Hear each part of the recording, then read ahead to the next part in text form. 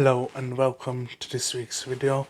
Now this week I will be comparing the newly revealed BMW i4 with a much cheaper electric car, the Hyundai Ioniq EV. So let's dive right in.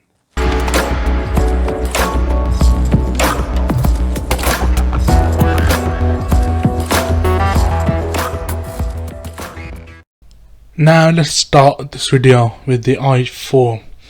Now the i4 was revealed a while earlier, but that was just the exterior with no interior pictures and no performance or range specifications. Now though, BMW has revealed the full car and also when it will go on sale. So starting with the design, and the i4 is very similar to the 3 Series and 4 Series Grand Coupe, which has not been revealed yet, but there are spy shots of that car. So it is a medium-sized saloon, and this also means it will take on the Tesla Model 3. The only main thing that differentiates it from the aforementioned 4 Series or M3 siblings is that, like the iX3, it has blue details around the car, especially the side and back. Also the outline of the grille is blue. Moreover, the main thing to say apart from the internal combustion engine cars is the i4 badge at the back of the car on the boot lid. Also you get some new alloy wheel designs that are designed to help efficiency. Moving on to the interior, and the only main difference between this and its 4 Series siblings are the iX SUV inspired or the same screens as used in the iX SUV. These look nothing like in the ordinary 3 Series, as they combine a 12.3-inch digital drives display with a huge 14.9-inch central touchscreen in a curved display. However, the rest of the interior design of the dashboard and everything else basically is like in a 3 Series or 4 Series, apart from the fact that the climate controls are now done via the touchscreen instead of the physical buttons you had in the 3 or 4 Series. Now I do feel BMW could have done a much better job at trying to modernize or uplift or totally change the interior or improve the design, as in my opinion is way behind Mercedes interiors as of now. As for interior space, even though this car may have a similar size to a 3 Series, it should be far more roomy inside because it is an electric car, and that means there's no transmission tunnel running through the floor to hinder foot space, and also there's no other gubbins and things like that to eat into your room. Also, the practicality in terms of boot space should be pretty good as well, as this car should have a front boot and a rear boot combined. This should give a larger capacity than a standard 3 Series.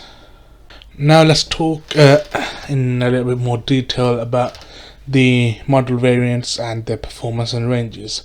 Now the i4 kicks up with the 40, with the entry-level sport costing £51,900 and the high-spec M Sport costing £53,400. The sport model comes with the choice of 17 or 18-inch alloy wheels, reversing camera, automatic air conditioning, ambient lighting, and BMW's Live Cockpit Plus infotainment system. M Sport versions add a more aggressive body kit inspired by the i4 M50 models, along with different 18-inch alloy wheels and different upholstery for the interior. Now the eDrive 40 has up to 367 miles of range and with 340 horsepower and 430 newton meters of torque, should be able to do 0 to 60 in less than 5.7 seconds. Now the second variant of the i4 is the i4 M50, and it's the first all-electric performance car from BMW's M division. Now the i4 M50 comes with dual electric motors, so it has 4-wheel drive, and together these motors produce 544 horsepower and 795 newton meters of torque with boost enabled, and can blast i4 M50 from 0 to 60 in less than 3.9 seconds, and thus a few tenths of a second quicker than the very latest BMW M3 competition. And also this car is £10,000 less than the M3 competition. Also it's more environmentally friendly. However, there's one downside to all that performance, and that is that the i4 M50 can't match the eDrive 40's range, but it will still manage up to 316 miles on a full charge, which is not bad. Now the i4 is compatible with 200 kilowatt public chargers, which in the case of the i4 eDrive 40 can boost the car's range by up to 102 miles in 10 minutes. The same 10-minute charge will boost the M50's range by 87 miles. You'll also be able to charge the BMW i4's battery from empty to 100% using a wallbox charger from home in around 8.5 hours. Also, if you buy the car, you'll be given a 12-month subscription to the BP Pulse and Ionity charging networks if you buy as a retail customer. Now that's the i4 dealt with. Now let's look at a far cheaper electric car and see whether the higher premium price that the i4 commands is worth it. And this is the car in question, the Hyundai iV Premium SE. Now this is a very smart looking car with the only EV telltale, the blanked off grille, the blanked off exhaust and the electric badge. Overall, I do think this looks better than the Toyota Prius, which is, let's just say, hideous. So far so good on the exterior, where the Hyundai is not far behind the BMW. What about the interior? Well, inside you can clearly see where the cost cutting has gone. Now the materials, you don't need to feel them to tell that they are low quality. For example, the central piece on the steering wheel looks hard and brittle and made of bad quality plastic. The overall interior design is also not as well thought out and not as good looking as the BMW.